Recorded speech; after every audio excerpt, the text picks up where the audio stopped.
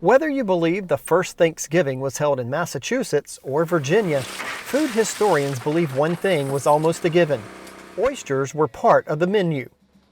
Shellfish were part of the Native American diet and a ready source of protein for both Indians and settlers. For many Virginia families, that tradition continues today.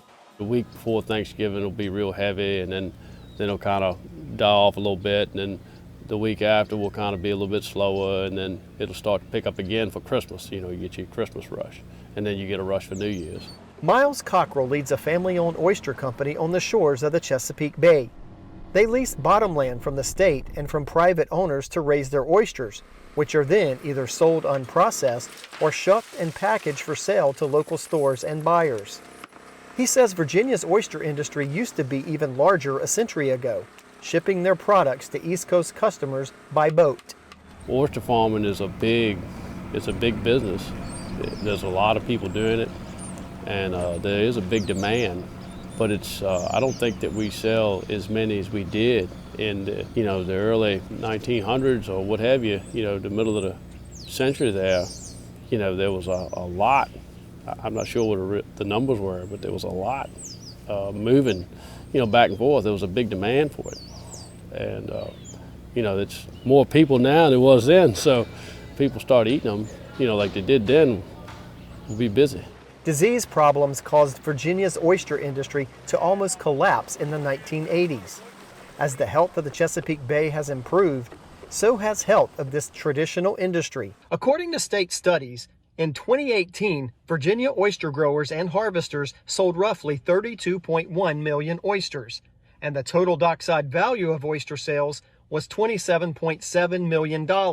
Cockrell says they start each day deciding which harvested oysters will be sold in bulk and which will be shucked for sale. Anything that we select to sell, we'll send that through the house, and then that'll get hand graded again on the table. They'll put that across the table, and they'll select, pull out if there's one or two dead or whatever, they'll get rid of that.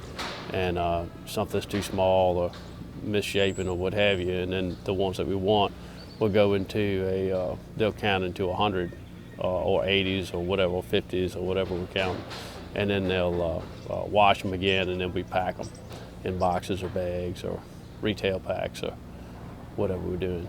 And then the shucking side, we'll select those, either they're grown on the bottom or they're cage raised, and we'll bring them in, wash them. We like to wash our stuff, and then we'll run it through the house, and they'll shuck them.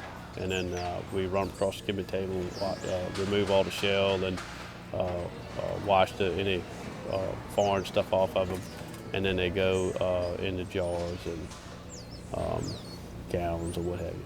And that's where chefs like Tammy Brawley and home cooks step in. Brawley uses oysters in several holiday dishes. We have got some Virginia pork sausage in there, just your plain breakfast sausage. You can choose the sage one, or you can choose a spicy one, whichever one you like. I personally just did plain.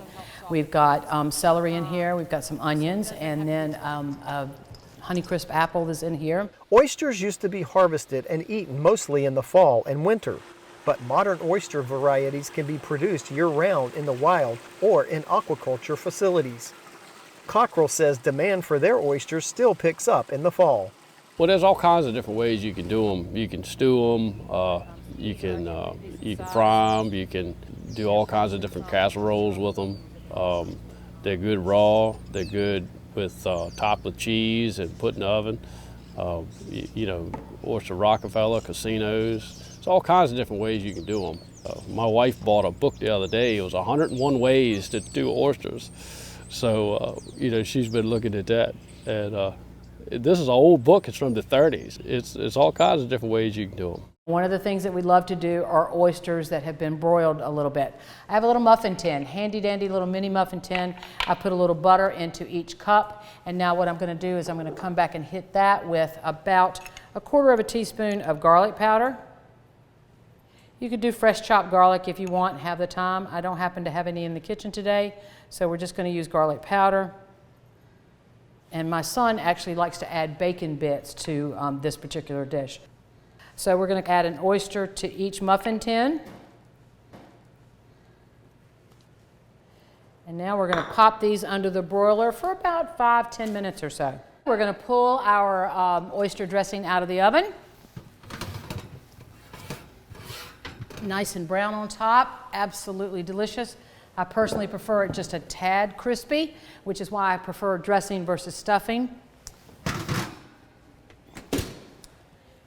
This is one of my very favorite things at the Thanksgiving holiday. And I'm just going to get in here and look at it with my fork. Oh yeah, nice. A little crispy on top, a little soft in the middle.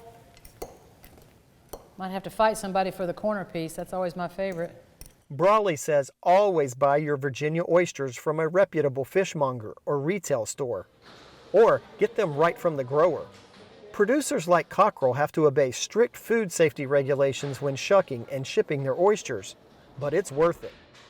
I'm obsessed with oysters, I guess. You know, I think it's a disease, but you know, we like them, we eat them, all our kids eat them, but people like oysters.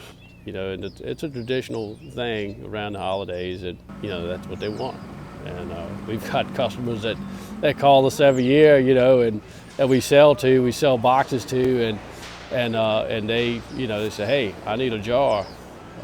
You know, it's Thanksgiving or whatever, you know, we're going to make, you know, oyster stuffing. So, you know, and they don't typically buy jars all year, but they'll want that one, you know, Thanksgiving time. You know, it's something to it. You can get oyster recipes and learn more about Virginia's shellfish